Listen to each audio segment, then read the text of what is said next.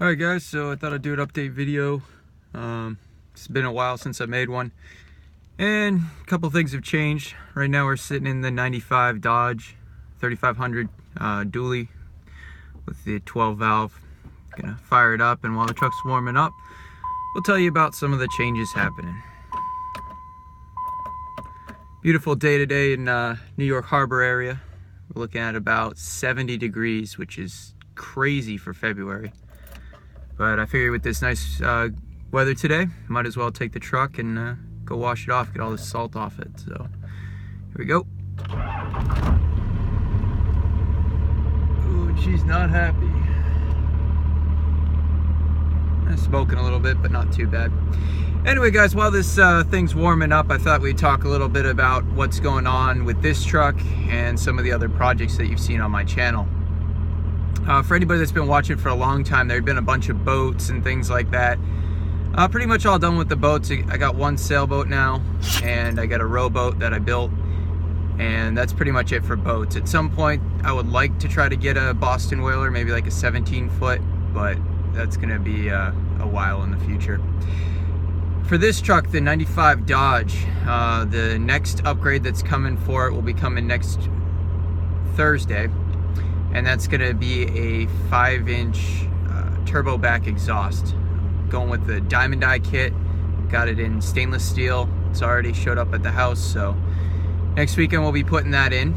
And then the next day, which will be Friday the 3rd of March, we're going to be doing some towing with this. We're going to be towing home the new project.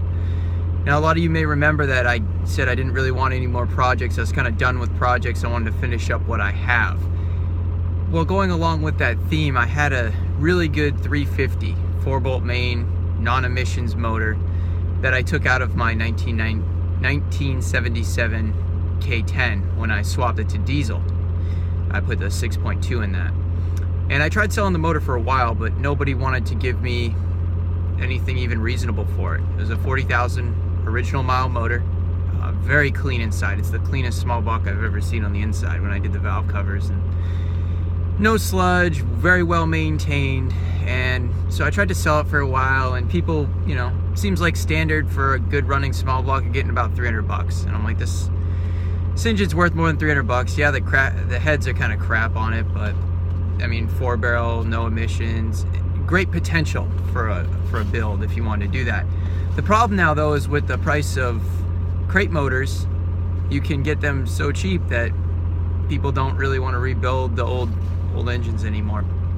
So what we decided to do is I was looking for a car from the 50s, 60s, 70s, or 80s, preferably GM, something I could put a small block Chevy right into.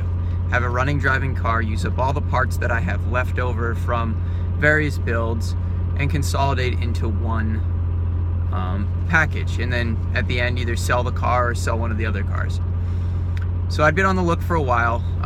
Couple things. I wanted something that was kind of cool, something that would have a resale value. I didn't want some kind of oddball car. I didn't really want to pick up, like, say, a Jag or a Mercedes and put it in that. It would have been a ton of work and just not really worth it in the end.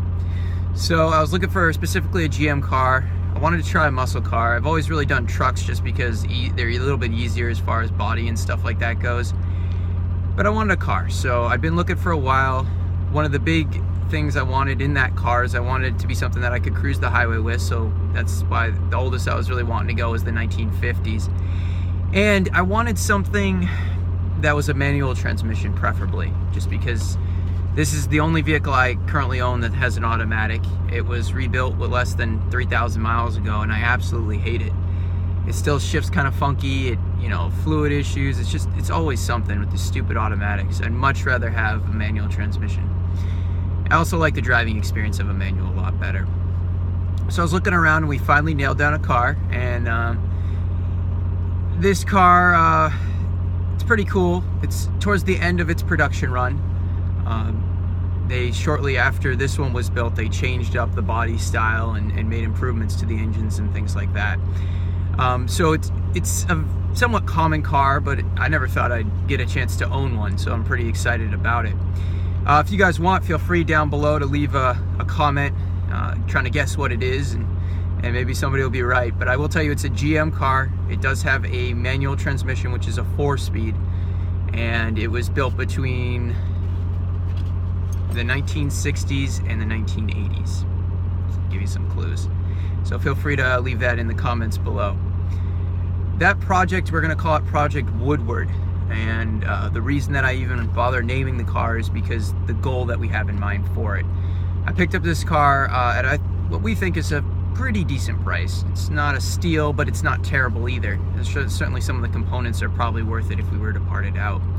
But what we're looking to do is get this car, get the engine in it, get the car running, driving, road legal, registered, and drive it from Massachusetts to the Woodward Dream Cruise in Michigan that happens in August. So that's the goal. The big challenge here, which is a little different than what most people would have, is that the car is 200 miles away from me. It's about a 4 to 5 hour drive to get to the car because of traffic and things like that in this area. I have weekends.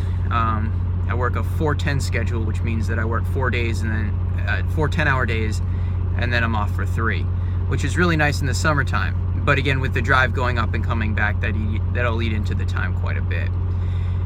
But I need to get this car done, driving and safe, so I can take those days off in August and drive it out to Michigan and hopefully have a great time. The car is going to need the engine installed. That's probably the biggest thing. We're going to need to go through suspension and brakes just to make sure everything's okay. I'm hoping not to do a lot of work there, but a car that's been sitting for a while, you can almost be guaranteed it's going to need a bunch of brake work. Wiring looked really good, so we're hoping there's no issues there. And then paint and body, the car's got a pretty good body on it. The paint job's pretty good, but it does have one issue, and we'll show that when we unveil the car. So guys, again, feel free to leave a comment below, try to guess what it is. We're gonna be picking up that car next weekend and installing the 5-inch exhaust next weekend. We'll have videos of both of those for you.